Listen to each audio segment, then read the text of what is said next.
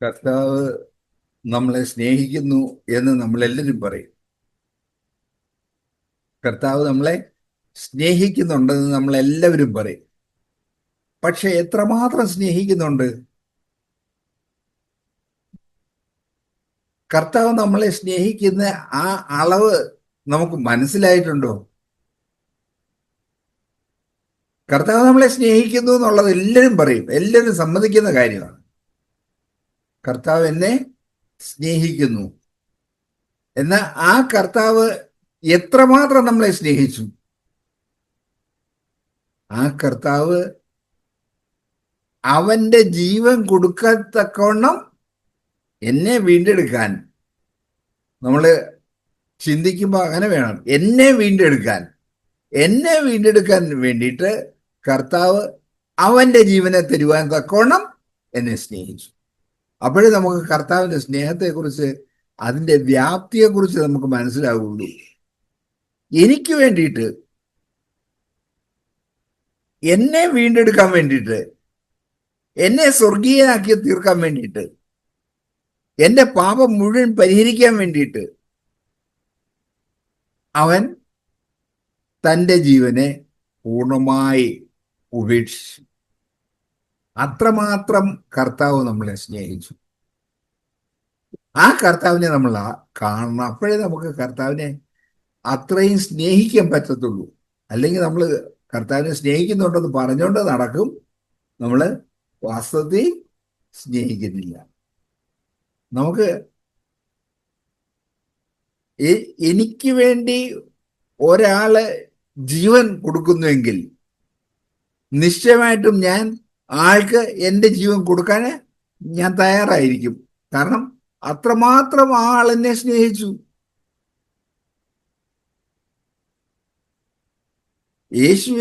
യേശുക്രിസ്തുവിനെ നമുക്ക് ഓരോരുത്തർക്കും വേണ്ടിയിട്ട്, നമ്മളെ വീണ്ടെടുക്കാൻ വേണ്ടിയിട്ട്, നമുക്ക് നിത്യജീവൻ തരാൻ വേണ്ടിയിട്ട് യേശുക്രിസ്തു തൻ്റെ ജീവനെ പൂർണ്ണമായിട്ട് ഒഴിച്ചു. അതറിഞ്ഞിട്ട് വേണം നമ്മൾ കർത്താവിനെ സ്നേഹിക്കാൻ. അപ്പോഴേ നമുക്ക് കർത്താവിനെ സ്നേഹിക്കാനായിട്ട് കഴിയുള്ളൂ. യേശു എന്നെ എത്രമാത്രം സ്നേഹിച്ചു, അതുകൊണ്ട് അവൻ ജീവൻ തന്ന് സ്നേഹിച്ചു. അതുകൊണ്ട് ഞാൻ അവനെ ജീവൻ കൊടുത്ത് സ്നേഹിക്കും. കർത്താവിനെ ജീവൻ കൊടുത്ത് സ്നേഹിപ്പാൻ തക്കവണ്ണം നമ്മൾ മുന്നോട്ട് വരേണ്ട ആവശ്യമുണ്ട്.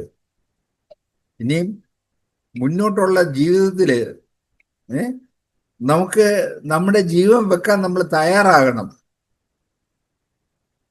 നമ്മൾ പാട്ട് പാടും, ജീവൻ വയ്ക്കും യേശുവിനായി. പക്ഷെ അത് യഥാർത്ഥമായി തീരണം.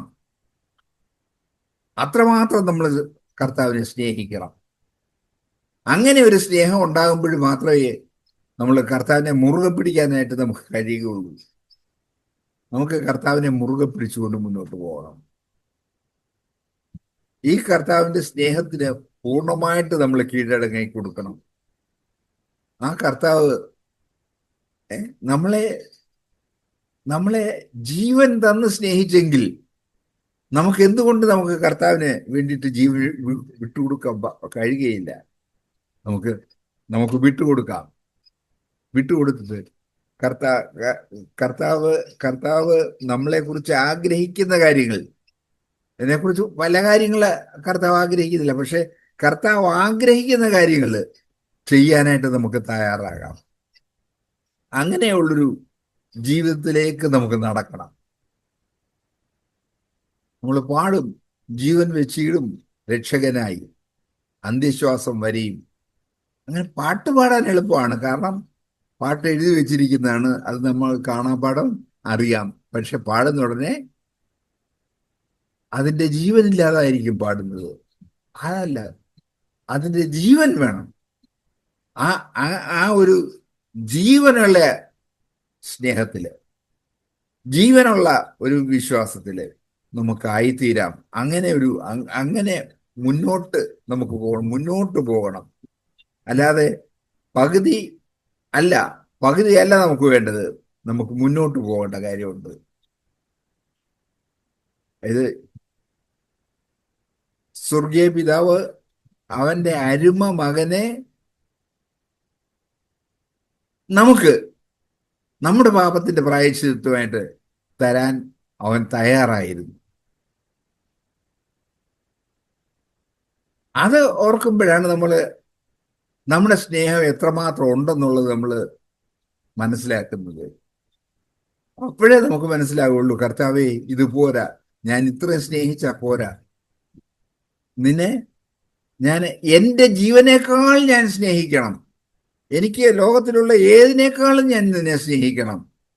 അങ്ങനെ ഒരു സ്നേഹത്തിൽ നമുക്ക് മുന്നോട്ട് പോകേണ്ട ആവശ്യമുണ്ട്. ആ ഒരു സ്നേഹം അറ്റൈൻ ചെയ്യാൻ നമുക്ക് ഉത്സാഹിക്കാം. അങ്ങനെ കർത്താവിനെ പിൻപറ്റുവാൻ നമുക്കിടയായി തീരണം. അതിന് കർത്താവ് നമ്മളെ സഹായിക്കട്ടെ. നമ്മൾ സൺഡേ സ്കൂളിലൊക്കെയും ആദ്യം തന്നെ പഠിപ്പിക്കുകയും ഒക്കെയും ചെയ്യുന്ന ഒരു വാക്യമാണ് ദൈവം സ്നേഹം തന്നെ, ഗോഡ് ഈസ് ലവ്. കാണാപ്പാഠം പഠിച്ചു, വാക്യം പറയേണ്ട സ്ഥലങ്ങളിലൊക്കെയും നമ്മളത് പറയും. നല്ല വാസ്തവമായിട്ട് ആ ബാല്യമൊക്കെയും കഴിഞ്ഞ് അല്പം കൂടെ നമ്മൾ ഈ പറയുന്നത് എന്താണെന്നുള്ളത് നമ്മൾ തന്നെ ഒന്ന് സെൻസ് ചെയ്ത് നോക്കുമ്പോൾ ദൈവം ഒരു വശത്ത് നിൽക്കുന്നു, ദൈവത്തിന്റെ സ്നേഹം വേറൊരു വശത്ത് നിൽക്കുന്നു. നമ്മളത് ഏറ്റു പറയുന്നു, ദൈവം സ്നേഹം തന്നെയാണ്. എന്നാൽ എനിക്കിതിനകത്ത് യാതൊരു പങ്കുമില്ല. ഞാൻ ഈ കാര്യങ്ങളൊന്നും ഞാൻ വചനം അങ്ങനെ പറഞ്ഞു, എന്നെ പഠിപ്പിച്ചു, ഞാനത് ഏറ്റു പറയുന്നു. എന്നാല് കൊലോസ്യർക്കെഴുതിയ ലേഖനത്തിലേക്ക് കടന്നു വരുമ്പോൾ ഒരു വാക്യം നമ്മെ ഓർപ്പിക്കുന്നുണ്ട്. കൊലോഷ്യൻസ് chapter 2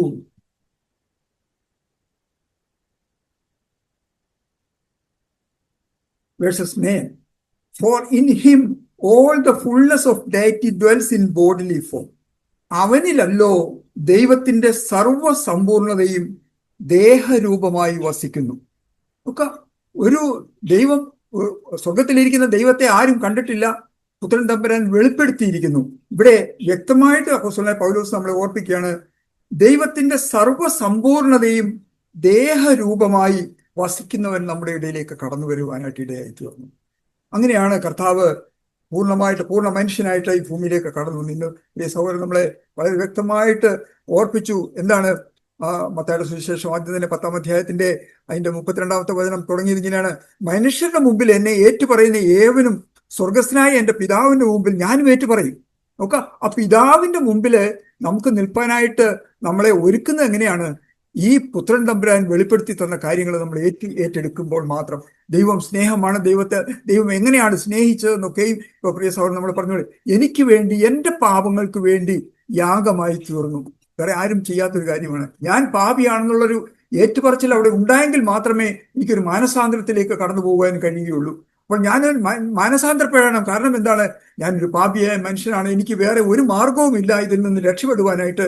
ഈ പുത്രൻ തമ്പുരാൻ അവന്റെ രക്തത്താല് എന്നെ വിലയ്ക്ക് വാങ്ങി പിതാവ് പറഞ്ഞതുപോലെ ഈ ലോകത്തിൽ ആക്കി വെച്ചു. പിന്നീട് പ്രിയ സഹോദരൻ നമ്മളെ ഓർപ്പിച്ചു, യോഹന്നാന്റെ സുവിശേഷം 20-ാം അധ്യായത്തിലേക്ക് കടന്നു വരുമ്പോൾ അവിടെ 21-ാം അധ്യായത്തിലേക്ക് കടന്നു വരുമ്പോൾ അവിടെ ആ അധ്യായങ്ങൾ കാര്യങ്ങളൊക്കെയും വളരെ വ്യക്തമായിട്ട് പറഞ്ഞതുകൊണ്ട് വളരെ എൻ്റെ ഹൃദയത്തിലേക്ക് കടന്നു വന്ന ഒരു ചിന്ത, അത് എല്ലാവരും അക്സെപ്റ്റ് ചെയ്യണമെന്നില്ല, അല്ലെന്നൊരില്ല, അത് അങ്ങനെ തന്നെ ആകണമെന്നുമില്ല. എൻ്റെ ഹൃദയത്തിലേക്ക് ഇവിടെ ഇരുന്നപ്പോൾ ഒരു ചിന്ത ഇങ്ങനെ കടന്നു വന്നു. അതിൽ വളരെ സോറിന് അതിൻ്റെ സുവിശേഷം 21-ാം അധ്യായത്തില് യേശുവും പത്രോസും തമ്മിലുള്ള സംവാദം നടക്കുകയാണ്. അവിടെ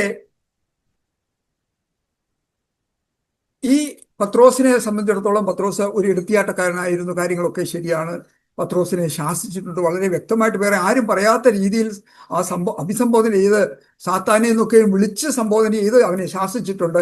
ഈ കാര്യങ്ങളൊക്കെ നടന്നു. അതിനുശേഷം കർത്താവ് പറഞ്ഞു, നീ 3 പ്രാവശ്യം എന്നെ തള്ളിപ്പറയും, ഇല്ല ഇല്ല, നിന്റെ കൂടെ മരിക്കേണ്ടി വന്നാലും ഞാനത് ചെയ്യുകയില്ല എന്ന് പറഞ്ഞപ്പോൾ ഉടൻ തന്നെ കർത്താവിനോട് പറയുന്നുണ്ട്, ഇല്ല, ഇനി കോഴി കൂകും മുമ്പ് നീ 3 വട്ടം എന്നെ തള്ളിപ്പറയും. എന്നാൽ ഈ കാര്യങ്ങളൊക്കെ മുൻപേ പറഞ്ഞപ്പോൾ പോലും പത്രോസിന് ഇതൊന്നും ഉൾക്കൊള്ളുവാനായിട്ട് കഴിഞ്ഞില്ല.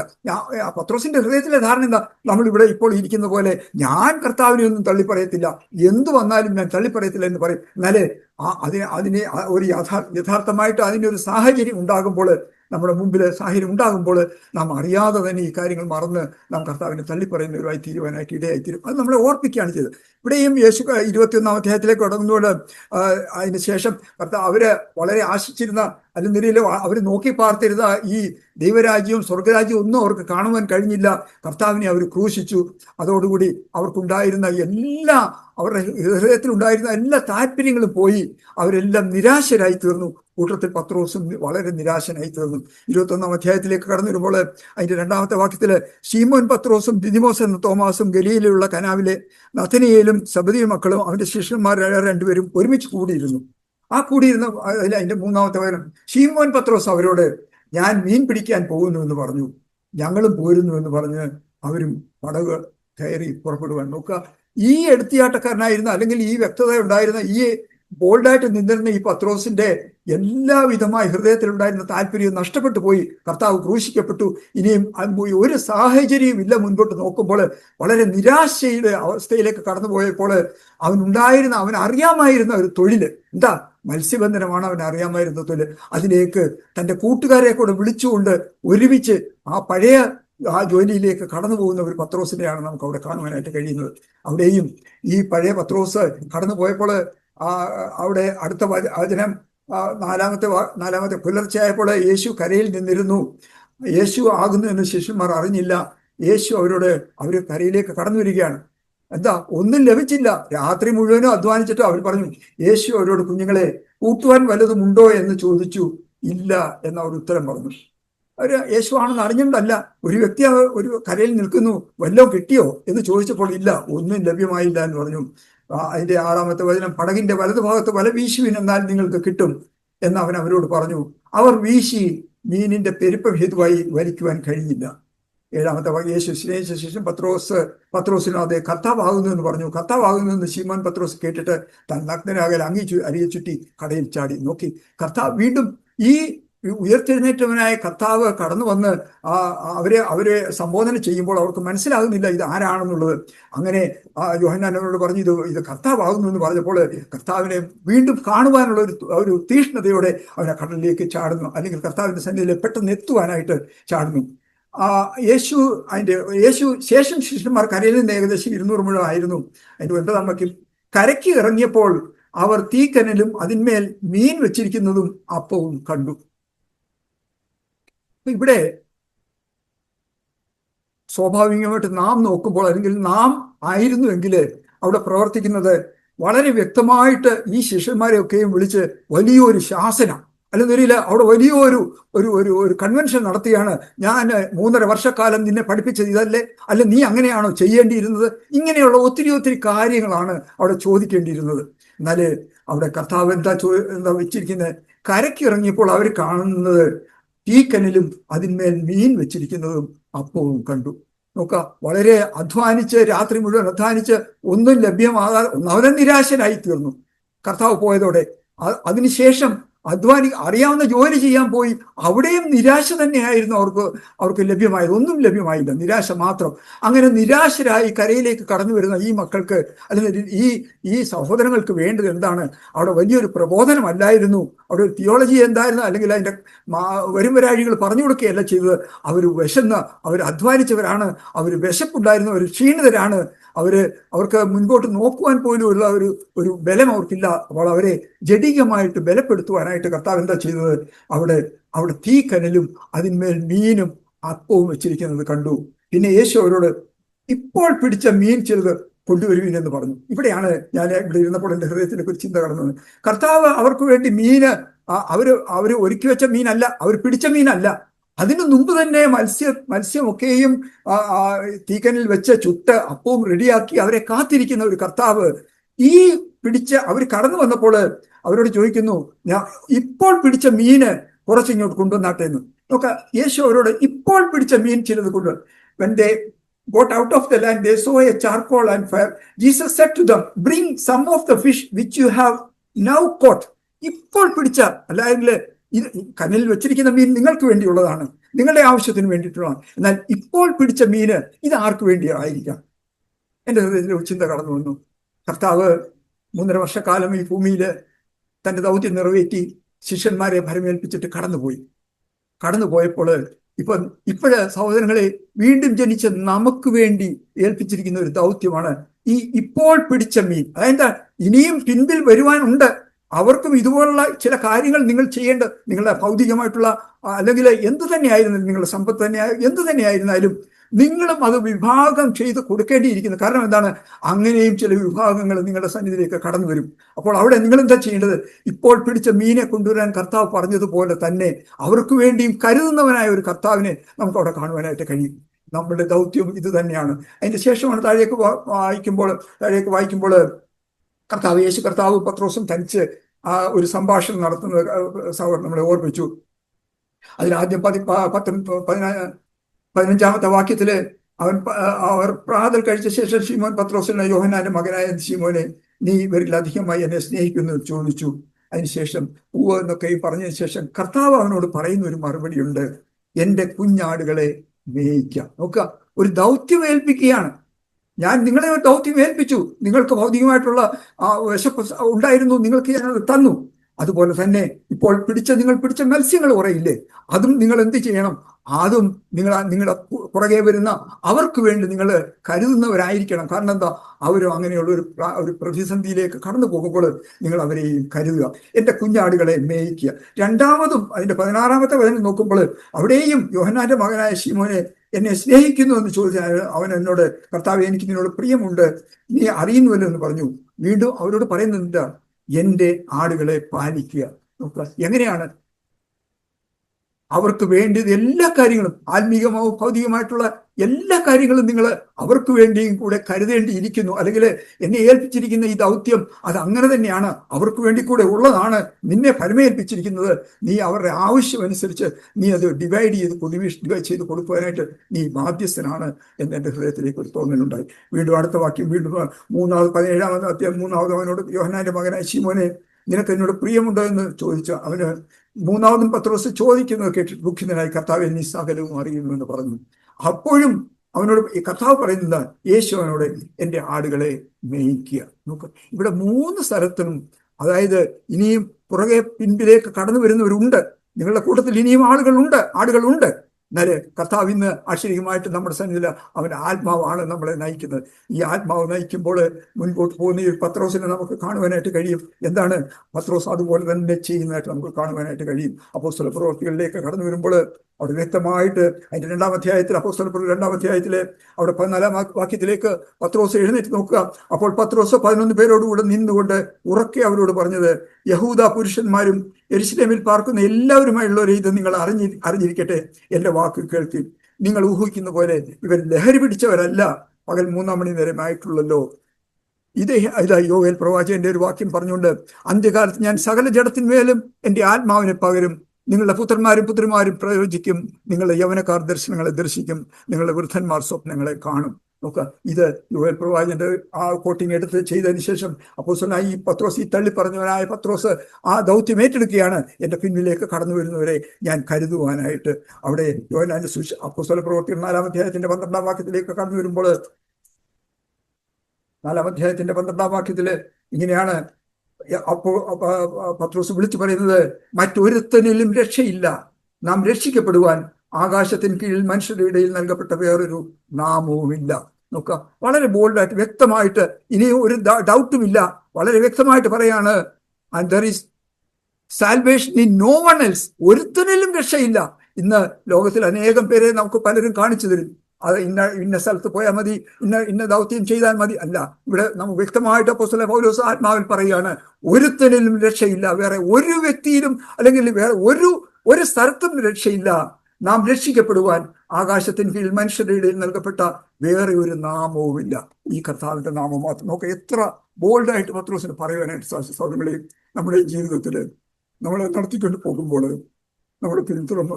കർത്താവ് എൻ്റെ ഹൃദയത്തിൽ കടന്നു. എന്തുകൊണ്ടാണ് നമ്മൾ നമ്മുടെ കുഞ്ഞുങ്ങളോട് നിങ്ങൾ ചീത്ത കൂട്ടുകെട്ട് ആകാൻ പാടില്ല, അല്ലെങ്കിൽ നിങ്ങൾ ഇന്ന സ്ഥലങ്ങളിൽ പോകാൻ പാടില്ല, അല്ലെങ്കിൽ നിങ്ങളുടെ ഇന്ന് സാർ പറഞ്ഞു നിങ്ങളുടെ കൂട്ടുകാരെ കാണിച്ചു തരിക, നിങ്ങളുടെ സ്വഭാവം എന്താണെന്ന് കാണിച്ചു തരാമെന്നൊരു കോട്ടിംഗ് ഒക്കെ സാർ നമ്മളെ ഓർപ്പിച്ചു. എന്തുകൊണ്ടാണ് നമ്മൾ നമ്മുടെ കുഞ്ഞുങ്ങളെ അങ്ങനെ അങ്ങനെ റെസ്ട്രിക്റ്റ് ചെയ്യുന്നത്? കാരണം അവർ കുഞ്ഞുങ്ങളായിരിക്കുമ്പോൾ അവർക്ക് വ്യക്തതയില്ല, അവർക്ക് തിരിച്ചറിവില്ല, അവർ ചതിയിൽ അകപ്പെടുവാനായിട്ടുള്ള സാധ്യതയുണ്ട്. അതുകൊണ്ടാണ് അങ്ങനെ. എന്നാലേ കർത്താവ് ഇവിടെ വന്നപ്പോൾ കർത്താവിൻ്റെ കൂട്ടുകാരായിരുന്നു. കർത്താവിൻ്റെ കൂട്ടുകാര് ഈ പാപികളും ഈ വ്യഭിചാരം ചെയ്തവരും ഈ പിടിച്ചുപറിക്കാരും ഒക്കെ തന്നെയായിരുന്നു കൂട്ടുകാർ. എന്നാൽ അവരുടെ ആരുടെയും സ്വഭാവം കർത്താവിലേക്ക് കടന്നു വന്നില്ല. എന്നാൽ കർത്താവിൻ്റെ സ്വഭാവം അവരിലേക്ക് കടന്നു വരുവാനായിട്ട് ഇടയായി തീർന്നു. നമ്മളെ സംബന്ധിച്ചിടത്തോളം നമ്മുടെ കൂട്ടുകെട്ട് എന്ത് തന്നെയായിരുന്നാലും നാം നിൽക്കുന്ന സ്ഥാനം അല്ലെങ്കിൽ ആ സ്റ്റാൻഡ് എന്താണെന്നുള്ള ഉറപ്പാക്കിയെങ്കിൽ മാത്രമേ അങ്ങനെയുള്ള കൂട്ടുകളിൽ പോകുവാൻ പാടുള്ളൂ. അല്ലെങ്കിൽ നമ്മളത് റെസ്ട്രിക്റ്റ് ചെയ്യണം. എന്നാൽ അങ്ങനെ നമ്മുടെ ഉറപ്പുള്ളവർക്ക് ധൈര്യത്തോടെ മറ്റുള്ളവരെ അഭിസംബോധന ചെയ്യാൻ കഴിയും. അല്ലെങ്കിൽ ഒരു പാപിയെയും അല്ലെങ്കിൽ ഒരു പിടിച്ചുപറിക്കാരനെ അഭിസംബോധന ചെയ്യാനായിട്ട് കഴിയും. കാരണം എന്താണ്? അവൻ്റെ സ്വഭാവം നമ്മൾ സ്വീകരിക്കാൻ പോകുന്നില്ല. കാരണം എന്താണ്? എൻ്റെ അടിസ്ഥാനം ഞാൻ അറിയുന്നു. അതുകൊണ്ട് നമുക്ക് ധൈര്യത്തോടെ കർത്താവ് ചെയ്തതുപോലെ ചെയ്യുവാനായിട്ട് കഴിയും. അതിനായിട്ട് പരിശുദ്ധാത്മാവ് നമ്മെ സഹായിക്കട്ടെ. ദൈവം നമ്മെ അതിനായിട്ട് ഒരുക്കുന്നത്.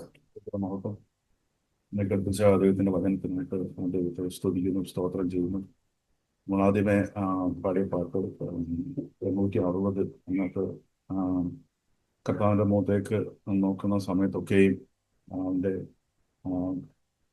മുള്ള് തലന്റെ രക്തം വരുന്ന നമ്മുടെ ശരീരം ഒക്കെ കാണുമ്പോഴൊക്കെയും എൻ്റെ ജീവിതം കുറച്ചുകൂടെ കർത്താവിന് കൊടുക്കേണ്ടതായിരുന്നു എന്നെനിക്ക് തോന്നുന്നു. അല്പം കൂടെ എൻ്റെ ജീവിതം അങ്ങനെ കുറേശ്ശെയായിട്ട് മുഴുവനായിട്ട് യേശുവിന് വേണ്ടി, എന്നെ സ്നേഹിച്ച യേശുവിന് വേണ്ടി കൊടുക്കണം. കുറ്റബോധമില്ലാതെ ഇതിൻ്റെ സന്നദ്ധിയിൽ വരുന്ന ദിവസം നിൽക്കണം എന്ന് പറയണം. യേശുവിനെ, കർത്താവിനെ സ്നേഹിച്ച യേശുവിൻ്റെ മുഖം കാണണം. പാടിയ പാട്ടുകളൊക്കെ അങ്ങനെ ആയിരുന്നു. നമ്മളെ കാണുമ്പോൾ എന്നെ സ്നേഹിച്ച കർത്താവിനെ നീ കാണണം, നമ്മൾ ദയലഭിച്ചവരാണ്, കർത്താവിനെ എനിക്ക് അധികമായി സ്നേഹിക്കണം എന്നുള്ള ചിന്ത ദൈവത്തെ സ്തുതിക്കുന്നു. ദൈവം വന്നപ്പോൾ തന്നെ ദൈവനോട് ആത്മാവിൽ സംസാരിച്ചതാണ് കർത്താവിനെ അധികമായിട്ട് സ്നേഹിക്കണമെന്നുള്ളത്. അത് തന്നെ ബ്രദർ എന്ന് സംസാരിക്കുകയും ചെയ്തു. ഞാൻ ദൈവത്തെ സ്തുതിക്കുന്നു, സ്തോത്രം ചെയ്യുന്നു.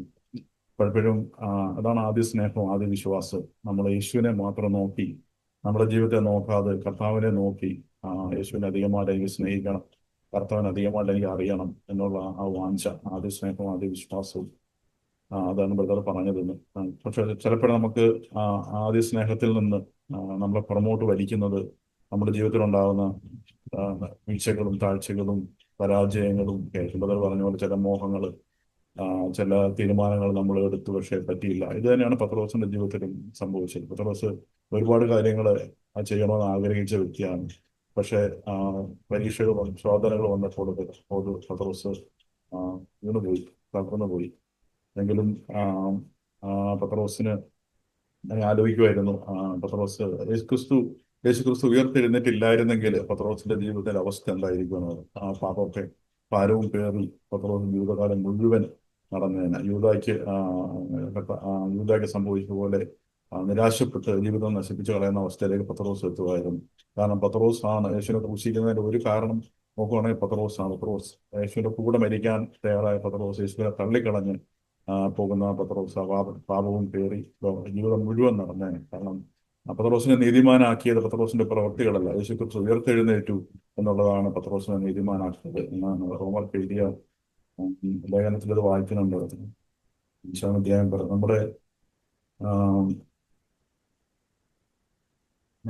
നമ്മുടെ പാപങ്ങൾക്കായിട്ട് കർത്താവിനെ ഏൽപ്പിച്ചു കൊടുത്തു, നമ്മുടെ നീതിക്കായിട്ട് കർത്താവിനെ ഉയർപ്പിച്ചു. നമ്മുടെ വാക്കുകൾ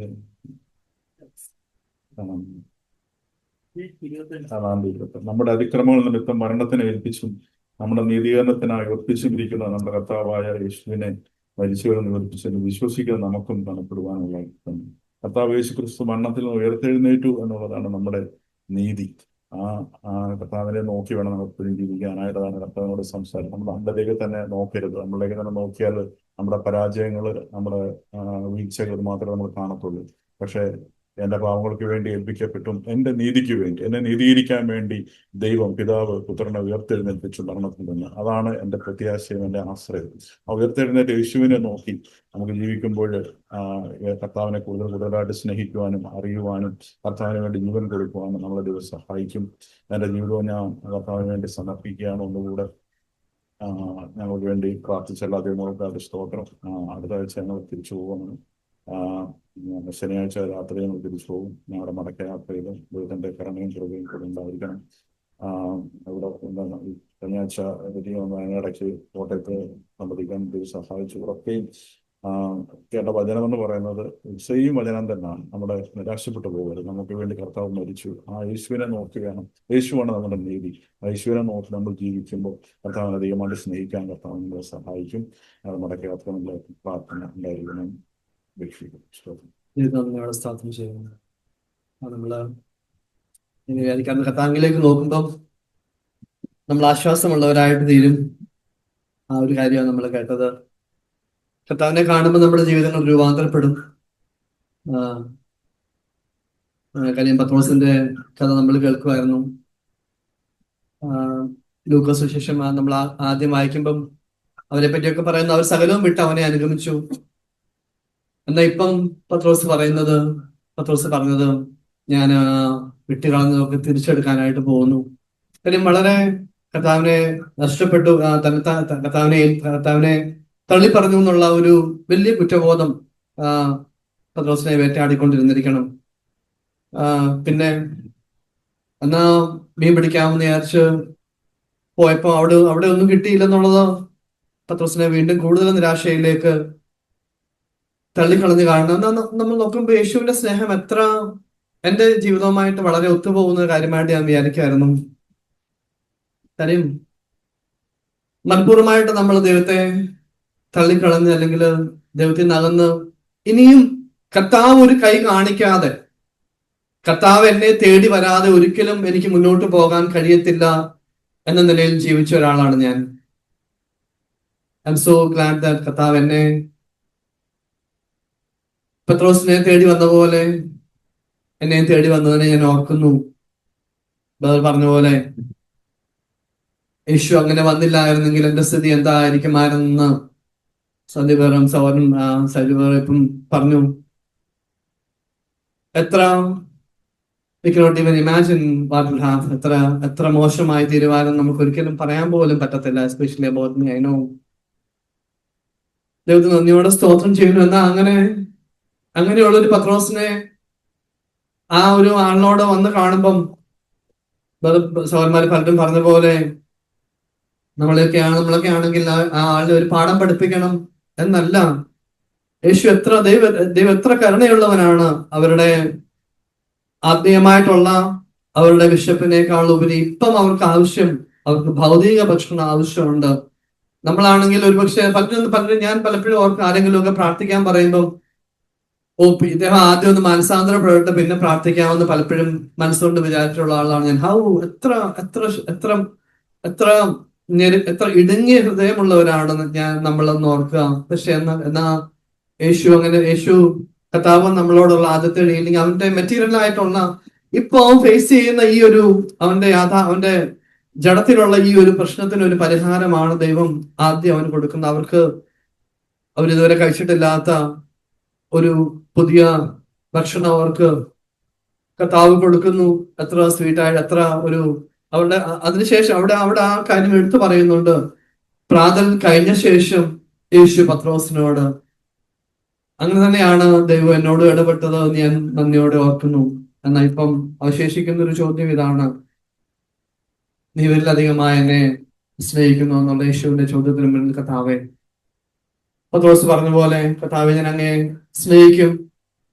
ബിക്കോസ് എന്തുകൊണ്ടാന്ന് ചോദിച്ചാ there is no other way, വേറെ ഒരു വഴിയും മറ്റു വഴി ഇല്ലാത്തതുകൊണ്ടെന്ന് പറഞ്ഞാൽ ബിക്കോസ് യേശു എന്നെ സ്നേഹിച്ച സ്നേഹത്തിന്റെ ആ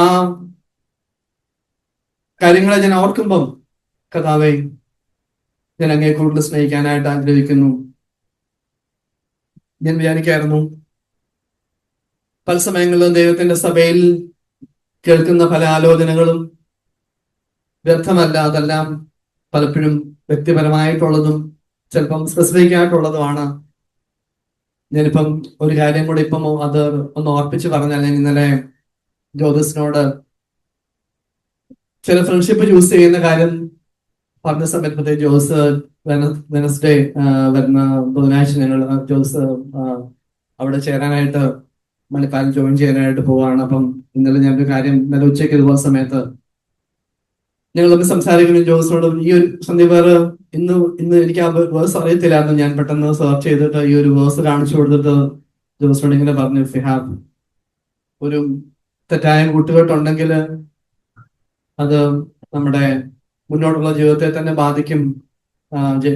വേറെ ആ കാര്യം എടുത്ത് പറഞ്ഞ് പലപ്പോഴും ഇങ്ങനെയുള്ള പല വാണിങ്ങളും സഭയിൽ കേൾക്കുന്നത് യാദൃച്ഛികമല്ല എന്ന് ഞാൻ ഓർക്കുകയാണ്.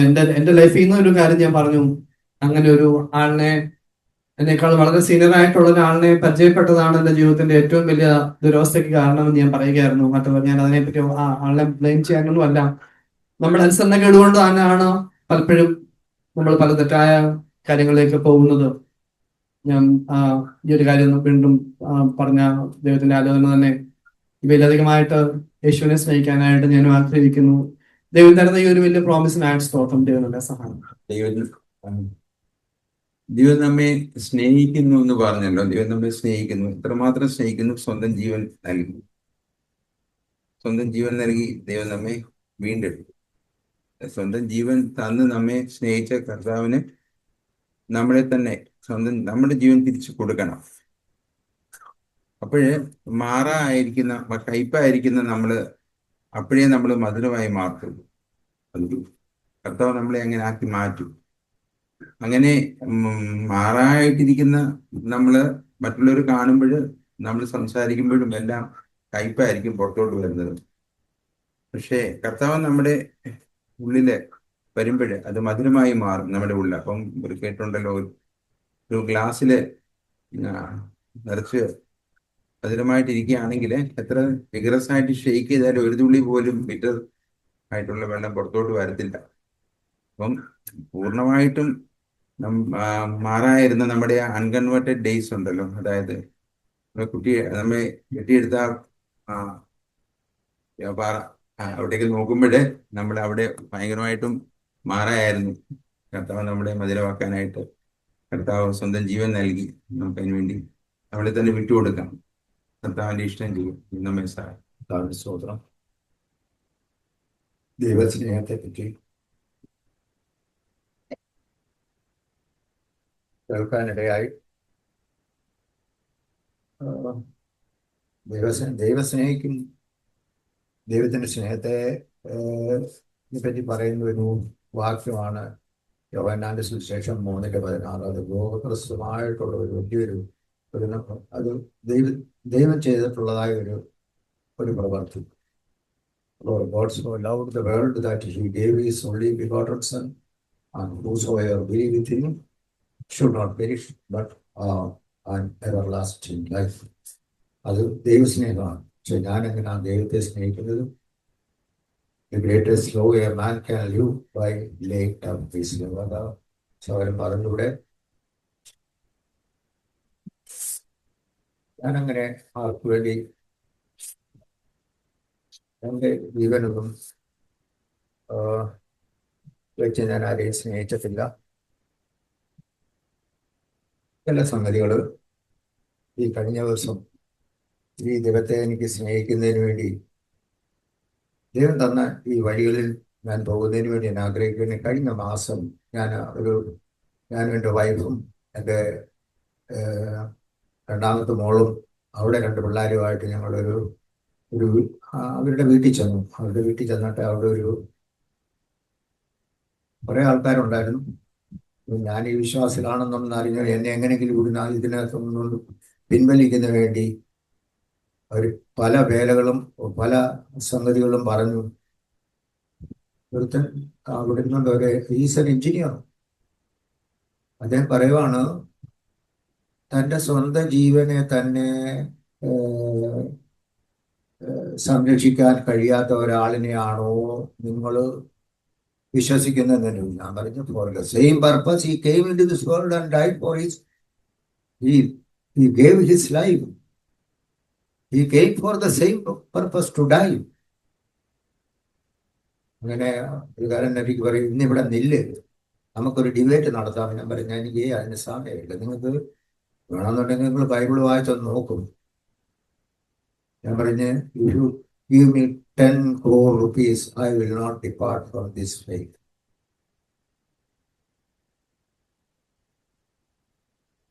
ഞാൻ അങ്ങനെ പറഞ്ഞു. അവിടുന്ന് മാറി. ഒരു നല്ല ജീവിതമാണ്. ഞാൻ ഒരു സംഗതി ഞാൻ ഈ യോഹന്നാന്റെ സുവിശേഷം 20-ാം അധ്യായത്തില് ഈ കർത്താവിനെ സ്നേഹിച്ച ഒരു സ്ത്രീയാണിത്. അതായത് 20-ന്റെ മഗ്ദലിനി മേരി കർത്താവിനെ കാണുന്ന ഒരു ഭാഗമാണ് 11 വരെയുള്ളത്.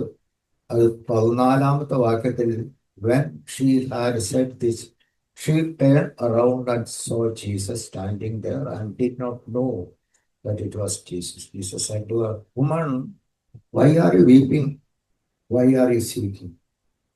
See, ഈ സ്ത്രീയുടെ സ്നേഹം എത്രമാത്രം അതൊരു എക്സാമ്പിൾ ആയിട്ട് എടുക്കണം. അത് കർത്താവ് നമ്മളെ സ്നേഹിച്ചുള്ളത് ശരിയാണ്.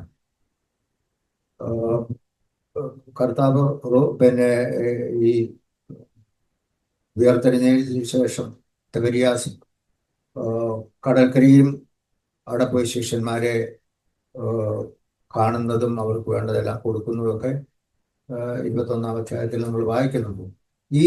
ഈ സ്ത്രീയുടെ സ്നേഹമാണ് വലിയൊരു എക്സാമ്പിൾ ആയിട്ട് എടുക്കുന്നത്. Supposing that he is the gardener and said to him, "Sir, if you have carried him away, tell me where you have laid him. I will take him." ഒരു സ്ത്രീക്ക് ഒരു പുരുഷനെ പൊക്കിക്കൊണ്ട് പോകാനുള്ളതായ അതുണ്ട്. ഞാൻ ചിന്തിക്കുവാണത്. Jesus said to her, "Mary." She turned and said to him, "Rabboni," which is to say, teacher. Jesus said to her, "Do not cling to me, for I have not ascended to my Father. Go to my brethren and say to them, I am ascending to my Father and my Father and your Father, and my God and your God." ആ സ്ത്രീയോട് ദൈവം കർത്താവ് പറഞ്ഞതായ വാക്ക്, കർത്താവിൻ്റെതായ സ്നേഹത്തിന് മുമ്പിൽ ഇനിയും ഒത്തിരി കാര്യങ്ങൾ എൻ്റെ ജീവിതത്തിൽ എടുത്തു കളയേണ്ടതുണ്ട്. ഈ വിശ്വാസ ജീവിതം തകർക്കാൻ പല രീതിയിലും പലരും എന്നെ ശ്രമിക്കുന്നുണ്ട്. പക്ഷേ ഒന്നും കർത്താവിൻ്റെ ആ വലിയ ശക്തിയുള്ളതായ കരങ്ങളിൽ ഞാൻ താണിരിക്കുന്നതിന് വേണ്ടി ആഗ്രഹിക്കുകയാണ്. ദൈവം എന്നെ സഹായിക്കും. എന്ന് പറയുന്നത് നമ്മള് യോഹന്നാന്റെ 21-15 അതില് ദൈവം നമ്മളെ എത്രമാത്രം സ്നേഹിക്കുന്നു എന്നാണ് നമ്മൾ കേട്ടത്. നമ്മളോട് യേശു നമ്മൾ ഓരോരുത്തരോടും ചോദിക്കുന്ന ദിവസം, നീ എന്നെ സ്നേഹിക്കുന്നുണ്ടോ? നമ്മളെ ഈ ലോകത്തിലെ മറ്റെന്തിനെക്കാട്ടിലും യേശുവിനെ പ്രധാനമായിട്ട് അത്ര ഇമ്പോർട്ടൻസ് കൊടുത്ത് സ്നേഹിക്കുന്നുണ്ടോ എന്നാണ് ഓരോരുത്തരോടും ചോദിക്കുന്നത്. ഇവിടെ അത് പറയുമ്പോൾ നമുക്ക് വാക്കാല് പറയാൻ ഭയങ്കര സിമ്പിൾ ആയിരിക്കും, ഭയങ്കര സ്നേഹിക്കുന്നു. ദൈവം നമ്മളെ നോക്കുന്നത് നമ്മുടെ ഹൃദയത്തിലാണ്.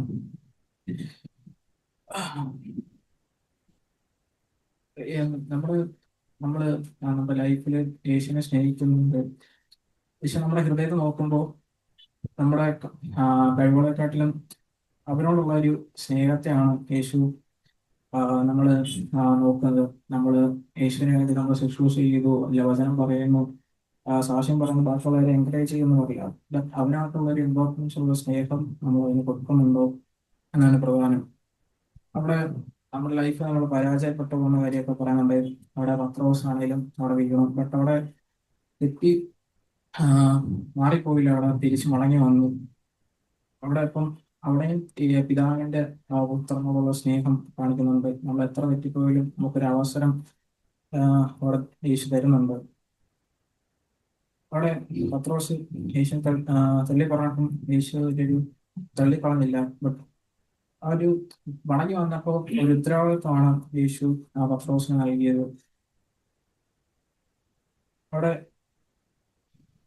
അവിടെ നമ്മൾ യേശുവിനെ സ്നേഹിക്കുന്നുള്ള നമ്മുടെ ലൈഫിൽ നമ്മൾ അത് കാണിക്കേണ്ട രീതി എന്ന് പറഞ്ഞാൽ നമ്മുടെ വാക്കാല് മാത്രമല്ല, നമ്മുടെ പ്രവൃത്തികളിലൂടെയും ബാക്കിയുള്ളവരെ സഹായിക്കുന്ന ഒരു മനസ്സും അവിടെ പറയുന്നത്. ഇന്നത്തെ ഈ വചനത്തിലൂടെ നമ്മളെ ഓർപ്പിക്കുന്നത് യേശുവിനെ സ്നേഹിക്കുന്നെന്ന് പറഞ്ഞ് മാത്രം പോരാ, ആ സ്നേഹം നമ്മുടെ ജീവിതത്തിലും മറ്റുള്ള സ്നേഹത്തിലും ശുശ്രൂഷയിലും എല്ലാം കാണിക്കണം. നമുക്ക് എപ്പോഴാണെങ്കിലും നമ്മളോട് തന്നെ ചോദിക്കുന്ന ചോദ്യമാണ്, നമ്മൾ യേശുവിനെ യഥാർത്ഥമായിട്ട് യേശുവിനെ സ്നേഹിക്കുന്നുണ്ട്? ആ ഒരു സ്നേഹം കിട്ടാൻ നമ്മൾ എത്ര ഭാഗ്യം ചെയ്തവരാണ് എന്ന് അവിടെ മനസ്സിലായി. ആ ഒരു സ്നേഹത്തിന് നമുക്ക് അനുസരിച്ച് കിട്ടും. നന്ദി പറയാം. ഞാനാണെങ്കിൽ ഇപ്പം ചിന്തിക്കുകയായിരുന്നു, like why can't I love God. അപ്പം ഇപ്പം നമ്മള് ഇപ്പം ആ വചനത്തിൽ നമ്മള് ആദ്യം വായിച്ചപ്പോഴും ദൈവം നമ്മളെ സ്നേഹിക്കുന്ന പോലെ തന്നെ നമുക്ക് നമ്മൾ ദൈവത്തെ സ്നേഹിക്കുന്നുണ്ടോ? അപ്പം like I was looking into like why can't I love God. അപ്പം ഞാൻ അവിടെ ഇരുന്നപ്പം ലൈക്ക് മറ്റേ ഇന്നലെ ആ ഒരു ഫ്രണ്ട്സിന്റെ കാര്യം പറഞ്ഞപ്പോഴും മനസ്സിലേക്ക് ഈ നമ്മള് ദൈവത്തെ നമുക്ക് പലപ്പോഴും സ്നേഹിക്കാൻ പറ്റാത്തെന്ന് പറയുമ്പം ഓബ്സ്റ്റിക്കിൾസ് ഇൻ ദാറ്റ് പാത്ത്. നമ്മൾ ആ സ്നേഹിക്കുന്ന ആ ഒരു വഴിയില് ഇപ്പം ഐ തിങ്ക് പണ്ട് സാഖ്യങ്ങൾ പറഞ്ഞ പോലെ നമ്മള് സംസാരിക്കുമ്പം ആ ഒരു ലൈക്ക് നമ്മുടെ ആ ടെലിഫോൺ കണക്ഷൻ ഇടയ്ക്ക് എന്തെങ്കിലും വാട്ട് യു സേ എന്തെങ്കിലും ഒബ്സ്റ്റിക്കിൾസ് ഉണ്ടെങ്കിൽ God's not going to hear like what you are saying. So അങ്ങനെ അപ്പം ഈ നമ്മൾ സത്യം പറഞ്ഞ നമ്മളിരിക്കും ഓക്കെ എനിക്ക് ദൈവത്തെ സ്നേഹിക്കാൻ പറ്റുന്നില്ല. But then when God shows you the obstacles, അതായത് ദൈവം എന്തുകൊണ്ട് നമുക്ക് ആ ദൈവത്തെ സ്നേഹിക്കാൻ പറ്റാത്ത കാര്യങ്ങള് കാണിക്കുമ്പോഴായിരിക്കും നമ്മള് ശ്രദ്ധിക്കുന്നത്. സത്യം പറഞ്ഞാൽ നമ്മള് എത്ര ക്ലോസ് ആയിട്ട് നമ്മൾ എത്ര ചേർത്ത് നമ്മൾ പിടിച്ചു വെച്ചേക്കുന്ന ചില കാര്യങ്ങളാ. അപ്പം it's very hard to like ഇപ്പം ഈ ഫ്രണ്ട്സിന്റെ കാര്യം തന്നെ പറയുമ്പോൾ ഇറ്റ്സ് ലൈക്ക് നമ്മൾ ഈ ഹോസ്റ്റലിലൊക്കെ കുറെ കാലം യൂസ് ചെയ്ത് വിധം ലൈക്ക് നമ്മൾ ഉറങ്ങുന്ന ലൈക്ക് ഫുഡ് കഴിക്കുന്ന എല്ലാം അവരോടാണ്. So it's like very close bond. So then like you have this revelation അല്ലെങ്കിൽ നമുക്കൊരു like light falls upon the darkness that you have to leave that like friends ആയിട്ട് മാത്രമല്ല പൊതുവെ like many other things in order to love God properly, like the way he loves you. So ആ കാര്യങ്ങളിലൊക്കെ I pray that God gives me the grace and the ability to remove these obstacles so that I can love God properly. I thank God for adding one more year into my life.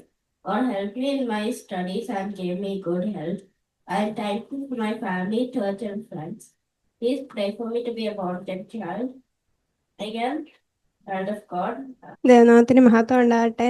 ഇന്ന് നമ്മൾ പറഞ്ഞതിൻ്റെ കൂട്ട് ദൈവത്തിന് നമ്മൾ എപ്പോഴും ആദ്യത്തെ priority കൊടുക്കാൻ നോക്കണം. ഇപ്പം അത് നമ്മൾ ജസ്റ്റ് എപ്പോഴും കേൾക്കുന്ന മാത്രമല്ല, ലൈഫ് സ്റ്റൈലിലായിക്കോട്ടെ, നമ്മളുടെ പ്രവൃത്തിയിലായിക്കോട്ടെ, നമ്മൾ ഒരിക്കലും ദൈവത്തിൻ്റെ വിശ്വാസം വെച്ചിട്ട് നമ്മൾ ഒന്നിനും കോംപ്രമൈസ് ചെയ്യരുത്. ഇപ്പം നമ്മളുടെ അടുത്ത ആളുകൾ നമ്മുടെ കൂട്ടുകാരായിക്കോട്ടെ, അല്ല നമുക്ക് വേണ്ടപ്പെട്ടവരായിക്കോട്ടെ, നമ്മൾ അവരോട് അവരുടെ ബന്ധങ്ങളെക്കാളൊക്കെ ദൈവത്തിൻ്റെ ബന്ധം ഹയർ തന്നെ. അപ്പം നമ്മൾ എപ്പോഴും അതിന് വേണം പ്രയോറിറ്റി കൊടുക്കാൻ. ദൈവം എന്നാലേ നമ്മളെ എപ്പോഴും ചൂസും ചെയ്യത്തുള്ളൂ. പിന്നെ ഓരോ സിറ്റുവേഷൻ ലൈഫ് വരുമ്പം എപ്പോഴും താൽക്കാലിക ഇവിടെ ടെമ്പററി ആയിട്ടുള്ള കാര്യങ്ങൾ ചിലപ്പം നമുക്ക് അതായിരിക്കും ഹാപ്പിനെസ് തരുന്നത്. അല്ലെങ്കിൽ ഇപ്പം അതിനായിരിക്കും പ്രയോറിറ്റി കൊടുത്താൽ ഇപ്പം ജസ്റ്റ് എന്തെങ്കിലും ഒരു ബെനിഫിറ്റ് കാണും. പക്ഷെ നമുക്കത് ലോങ് റണ്ണിൽ ഇപ്പം ദൈവത്തിനെ വെച്ച് നോക്കുമ്പം അതൊരിക്കലും ബെനിഫിറ്റ് ആയിരിക്കത്തില്ല. നമ്മളെപ്പോഴും ആ ഒരു വിഷനിൽ നിന്നാൽ നമുക്ക് കറക്റ്റ് ഡിസിഷൻ ചൂസ് ചെയ്യാൻ പറ്റും. എപ്പോഴും നമ്മുടെ സുഖം, നമ്മുടെ ടെമ്പററി ആയിട്ടുള്ള കാര്യങ്ങൾ നോക്കാതെ ദൈവത്തിൻ്റെ വെച്ചിട്ട് നമ്മൾ ചൂസ് ചെയ്യണം. ദൈവനാഥന് മാത്രം ഉണ്ടാവട്ടെ. ഇന്ന് കേൾപ്പിച്ച വചനങ്ങൾക്കായിട്ട് ഞാൻ ദൈവത്തിന് നന്ദി പറയുന്നു. ഇന്ന് നമ്മൾ കേട്ടത് ദൈവം നമ്മളെ എത്രത്തോളം ജീവൻ നമുക്ക് വേണ്ടി തന്നു, അത്രത്തോളം നമ്മളെ സ്നേഹിച്ചു. അപ്പോൾ നമ്മൾ ദൈവത്തിന് വേണ്ടി എന്താ തിരിച്ചു കൊടുക്കുന്നതെന്നുള്ളതാണ്. നമ്മൾ ദൈവത്തിനെ സ്നേഹിക്കുന്നുണ്ടെന്ന് പറയുമ്പം ദൈവം നോക്കുമ്പോൾ നമ്മുടെ ഓരോ സാഹചര്യങ്ങളിലും നമ്മൾ ദൈവത്തിന് പ്രയോറിറ്റി കൊടുക്കുന്നുണ്ടോ, നമ്മുടെ ലൈഫിൽ ദൈവത്തെ സ്നേഹിക്കുന്ന ആ ഒരു ജീവിതം നമുക്ക് മുന്നോട്ട് വെക്കാൻ പറ്റുന്നുണ്ടോ എന്നുള്ള കാര്യമാണ്. ഇപ്പൊ ജീവിതത്തിലെ ഓരോ സാഹചര്യങ്ങളും പ്രയാസങ്ങളും പ്രതിസന്ധികളും ഒക്കെ വരുമ്പോഴും, ഇപ്പൊ പത്രോസിന്റെ ജീവിതത്തിലാണെങ്കിലും ഒത്തിരി ഷോർട്ട് കമ്മിങ്സ് വന്നു, ഇടയ്ക്ക് തെറ്റിപ്പോകുന്ന സമയത്തും, പക്ഷെ തിരിച്ച് ദൈവത്തോടുള്ള സ്നേഹം കാരണമാണ് അപ്പൊ തന്നെ അത് മനസ്സിലായി തിരിഞ്ഞ് കർത്താവിലോട്ട് വരാനായിട്ട് സാധിച്ചത്. അതാ കർത്താവിനോടുള്ള സ്നേഹം കാരണമാണ്. അപ്പോൾ ആ ഒരു സ്നേഹം പൂർണ്ണമായിട്ടുണ്ടെങ്കിൽ ദൈവവചനം അനുസരിച്ച് കർത്താവിന് വേണ്ടി നിൽക്കാനായിട്ട് നമുക്ക് കൂടുതൽ കൂടുതൽ സാധിക്കത്തുള്ളൂ. ആമേൻ. Praise the Lord. I want to thank and praise God for giving me one more opportunity to testify. I was really blessed by the word Uncle had shared today. Uncle had started the message by saying how we must love God more than any of the worldly things. And then he referred to the verse Matthew 10:32. If we acknowledge Jesus before men, he will also acknowledge before the Father who is in heaven. Then another verse Uncle had explained was from Luke 5:8. When Simon Peter saw this, he fell down at Jesus' feet and said, "Go away from me, Lord, for I am a sinful man." But Jesus didn't go away or leave him. Instead, he told Peter to follow him. Uncle had explained that how Jesus will never leave us though we are sinners, and how he is inviting us to follow him and to believe in him. Another thing Uncle had explained was from 1 Corinthians 15:33. Bad company ruins good models. So we must be careful and aware of the people we spend our time with and not fall into any of the traps. Uncle explained also that no matter our age, Jesus will always come to us, and even if we don't feel to forgive, we should. Amen. Praise God. I thank God for the opportunity to testify and also for the word that was shared. Something that God really spoke to me today, which I think was emphasized again and again, was how much we love God and do we prioritize Him as the number one thing in our life. So when I look into my life also, the question is asked to me, how much do I love God, or how much do I prioritize Him over everything else?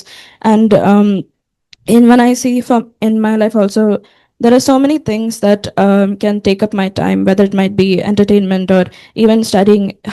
How much of that time do I spend with God? Even during my free time, it's not my first instinct, to go to God, pray, or read the Bible and meditate. So God was really talking to me about how much I should love God and give my life to Him and prioritize Him over many other things. The other thing that God spoke to me was also about keeping the good company, and how, like Uncle said, bad company ruins good models. So we should always be careful about the type of friends we associate with, and we might think that we can handle ourselves, or they might not influence us, but eventually we see that we also get influenced by their actions, their conversations. So we need to really be careful about the type of company we keep with. I thank God for the word, and I pray that God may fill me with the Holy Spirit and I may become born again, and I apply all this in my life as well. Thank you. ഇന്ന് എനിക്ക് മനസ്സിലായത് നമുക്കെല്ലാം കിട്ടി, എല്ലാം അറിയാമെന്ന് പറഞ്ഞുകൊണ്ടിരുന്ന കർത്താവ് നമ്മളെ പാസ് ചെയ്യും. പക്ഷെ എനിക്കൊന്നും തന്നെ ചെയ്യാൻ പറ്റത്തില്ല എന്ന് ദുഃഖിച്ചിരിക്കുന്നവരോടായിരിക്കും കർത്താവ് ആദ്യം ആശ്വസിപ്പിക്കുന്നത്. പിന്നെ നമ്മുടെ വീഴ്ചകളെ ഓർത്തിട്ടായിരിക്കും നമുക്കൊരു മാനസാന്തരം വരുന്നത്. പത്രോസ് യേശുവിനെ തള്ളിപ്പറഞ്ഞെങ്കിലും ദൈവം പത്രോസിനെ ഒത്തിരി കാര്യങ്ങളിൽ ഉപയോഗിച്ചു. നമ്മൾ പത്രോസിനെ പോലെ തെറ്റ് മനസ്സിലാക്കിയിട്ട് മാനസാന്തരപ്പെട്ട് മഗ്ദലക്കാരി മറിയെ പോലെ താഴ്മപ്പെട്ട ദൈവം തന്റെ രാജ്യം നമ്മളോട് വെളിപ്പെടും. I thank God for giving me one more year in my life. I want to love Jesus more in the coming days. I thank God for my family and church.